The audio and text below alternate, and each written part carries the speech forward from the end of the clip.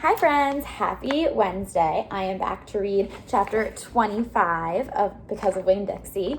And if you remember, Winn-Dixie is lost. Opal and the preacher have been looking for him and they can't find him. And we only have 2 more chapters left, so I hope he is found. We heard the music before we even got to Gloria Dump's house. We heard it almost a block away. It was guitar playing and singing and clapping. I wonder what's going on, my father said. We walked up to Gloria Dump's sidewalk and around back, through her yard and into her kitchen. And what we saw was Otis playing his guitar, and Miss Franny and Gloria sitting there smiling and singing, and Gloria holding Sweetie Pie in her lap. Amanda and Dunlap and Stevie were sitting on the kitchen floor, clapping along and having the best possible time. Even Amanda was smiling. I couldn't believe they were so happy when Winn-Dixie was missing. "We didn't find him," I shouted at them.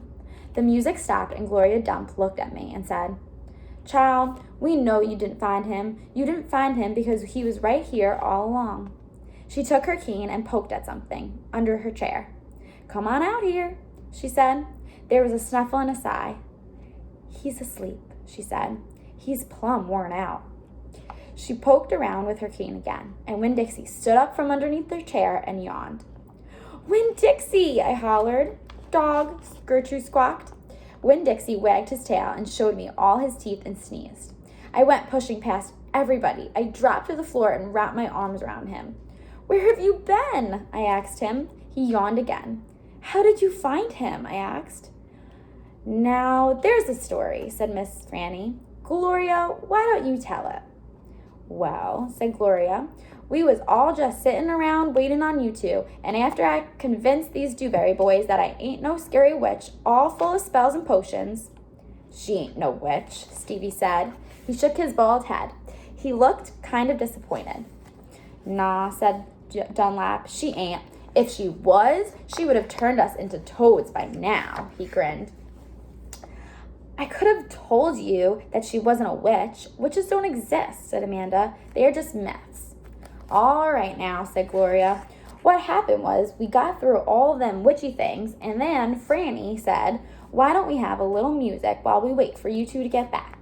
And so Otis played his guitar, and woo-wee, there ain't a song he don't know. And if he don't know it, he can pick it up right quick if you hum it to him. He has a gift."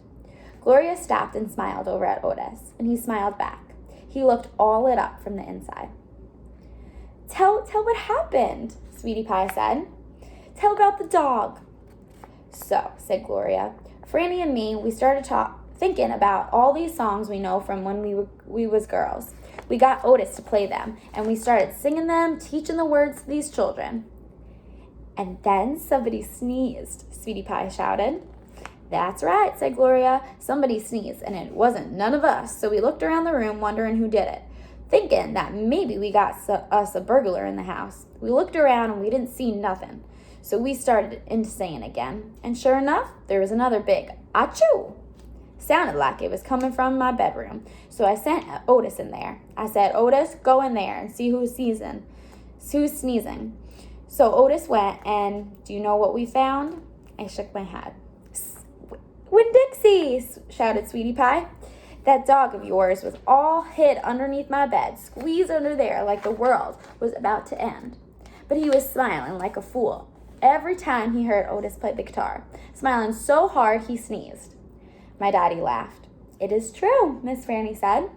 "It's the truth," said Stevie. Dunlap nodded and smiled right at me. "So," Gloria Dump said, "Otis played his guitar right to that dog, and a little bit of time Winn-Dixie came creeping out from underneath the bed." "He was covered with dust," said Amanda. "He looked like a ghost," said Dunlap. "Yeah," said Sweetie Pie, "just like a ghost." "Mm-hmm," said Gloria, "looked just like a ghost. Anyway, the storm stopped after a while, and your dog settled under my chair and fell asleep. And that's where he's been ever since, just waiting on you to come back and find him." "Winn-Dixie," I said. I hugged him so tight he wheezed. "We were out there whistling and calling for you, and you were right here all along." "Thank you," I said to everybody. "Well," said Gloria Dump, "we didn't do nothing. We just sat here and waited and sang some songs. We all got to be good friends now. The punch ain't nothing but water, and the egg salad sandwiches got tore up by the rain. You got to eat them with a spoon if you want egg salad. But we got pickles to eat at Let Miss Lozenges, and we still got a party going on. My daddy pulled out a kitchen chair, and sat down. Otis, he said, do you know any hymns? I know some, said Otis. You hum it, said Miss Franny, nodding her head, and he can play it. So my daddy started humming something, and Otis started picking it out on his guitar. And Winn-Dixie wagged his tail and lay it back down underneath Gloria's chair.